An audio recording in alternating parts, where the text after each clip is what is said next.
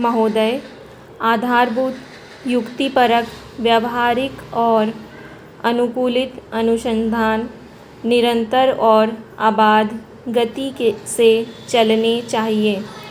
नीतिगत प्रश्नों को सुलझाने के लिए अधिक अनुसंधान प्रयासों की आवश्यकता होगी, क्योंकि अंततः इन्हीं के आधार पर उत्पादन प्रणालियों को अपेक्षित स्थायित्व मिल पाएगा। प्रथम पंक्ति में आने के लिए भारतीय कृषि अनुसंधान को श्रेष्ठता के केंद्रों और कृषि तथा संबंधित क्षेत्रों में अंतर्राष्ट्रीय केंद्रों के साथ औपचारिक और अनौपचारिक बंधनों को मजबूत बनाना होगा। बदलते परिवेश में किसी भी तंत्र की दक्षता और प्रभावशीलता परखने के मानदंड भी मात्रात्मकता से गुणात्मकता की ओर परिवर्तित हो रहे हैं। अंतिम विश्लेषण में हम यही पाते हैं कि किसी भी वैज्ञानिक संगठन की सामर्थ्य अब भौतिक साधनों से नहीं आंकी जाएगी, बल्कि उसके निष्पादन पर आधारित होगी।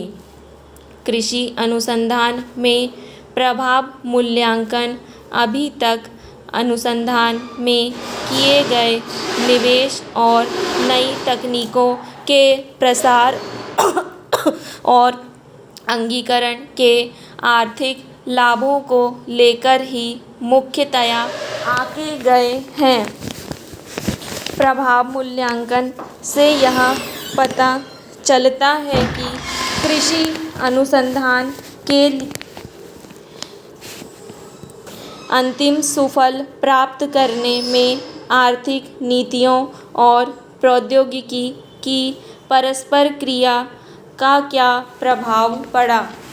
जिस समय अनुसंधान नियोजित किया जा रहा है या परियोजना क्रियान्वित की जा रही है, उसी समय मूल्यांकन कर लिया जाए तो नीति निर्माताओं को अनुसंधान की भावी दिशाएं खोजने के लिए सहायता मिलती है। अतः इस बात की तीव्र आवश्यकता है कि राष्ट्रीय कृषि अनुसंधान प्रणाली में उसकी क्षमताओं को आंकने के लिए आंतरिक समीक्षा का कार्यक्रम चलाया जाए, ताकि प्रभाव मूल्यांकन की अंतर्निहित व्यवस्था मजबूत बने।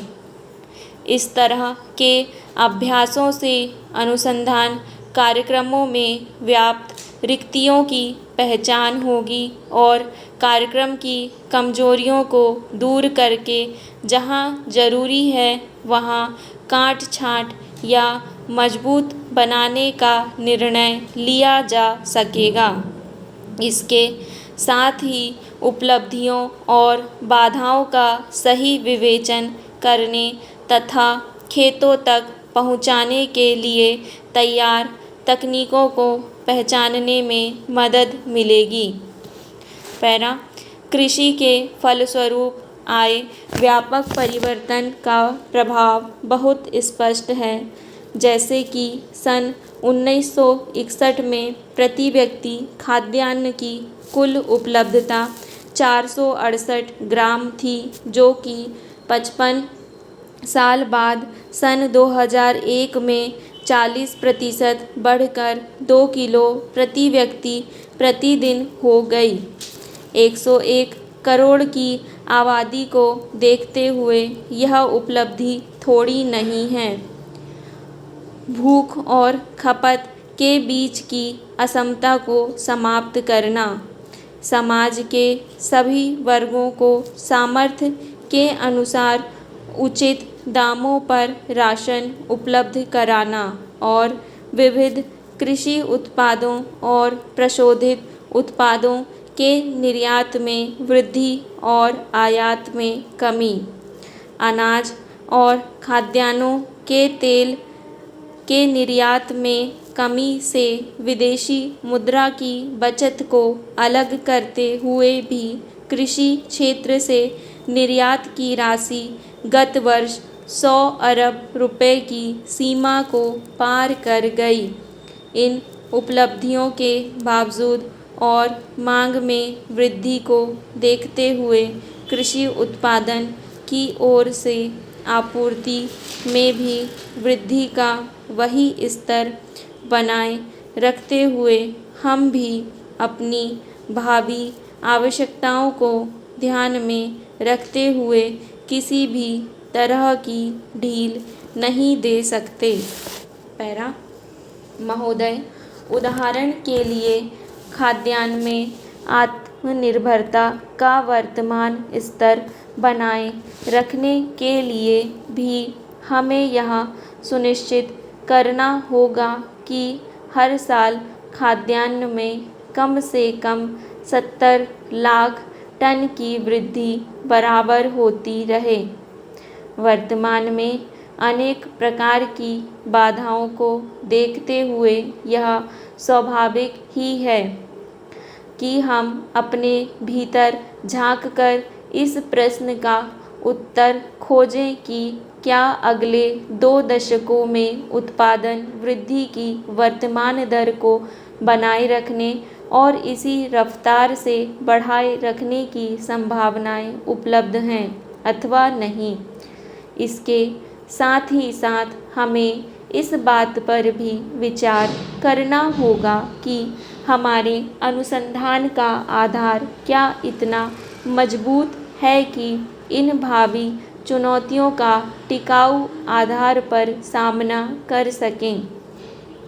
भारत सरकार की नई कृषि नीति को देखें तो उसमें यह लक्ष्य रखा गया है कि ग्रामीण भारत में खाद्य और पोषण सुरक्षा बराबर बनी रहे, आमदनी बढ़ाने और रोजगार के अवसर बढ़ते रहें। इस दृष्टि से टिकाऊ कृषि और ग्रामीण विकास के लिए अल्पकालिक और दीर्घकालिक रणनीतियाँ कुछ इस प्रकार की होनी चाहिए। खाद्य उत्पादन में प्रारूप को सुधार कर विकसित की गई गेहूं और धान की अधिक उपजशील किस्मों और मक्का, ज्वार तथा बाजरा में संकर ओज का उपयोग करके ही विशाल प्रगति की गई। लेकिन अब भी इन फसलों की उन्नत किस्मों की आनुवांशिक संभावनाओं का पूरा इस्तेमाल नहीं किया गया, नहीं तो किसानों के खेतों पर और प्रयोगशालाओं में के खेतों पर उपज के स्तर में इतना भारी फर्क देखने को नहीं मिलता। उदाहरण के लिए मध्यम अवधि वाले बौने धान की किस्में 6 टन प्रति हेक्टेयर तक पैदावार दे सकते हैं, लेकिन जबकि सिंचित क्षेत्रों में इन किस्मों की औसत उपज 3 टन प्रति हेक्टेयर भी नहीं है। इससे साफ पता चलता है कि बौने धान की उपज संभावना का केवल 40 से 50% इस्तेमाल किया गया। यही बात गेहूं, ज्वार और बाजरा पर भी लागू होती है।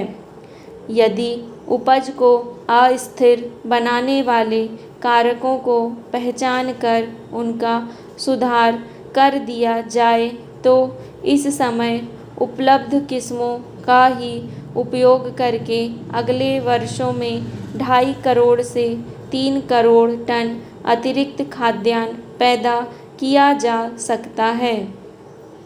जहाँ तक बाधाओं की बात है, जैविक और अजैविक दबाव 30 से 35% तक उपज तबाह कर देते हैं। यदि किस्मों और संकरों में बाधा का वांछित स्तर दिया जाए और समेकित कीट प्रबंध की तकनीकें अपनाई जाएं तो यह हानि काफ़ी हद तक कम की जा सकती है। पोषक तत्वों के असंतुलित और कम मात्रा में उपयोग करने, अनुचित किस्मों को चुनने और घटिया बीज के कारण भी उपज की बहुत हानि होती है, जिसे कम किया जा सकता है। इस तरह उपज का अधिकतम स्तर प्राप्त किया जा सकता है। हाल ही के वर्षों में जहां नई तकनीकें नहीं पहुंची हैं, वहां उनका प्रसार करके आशातीत सफलताएं मिली हैं।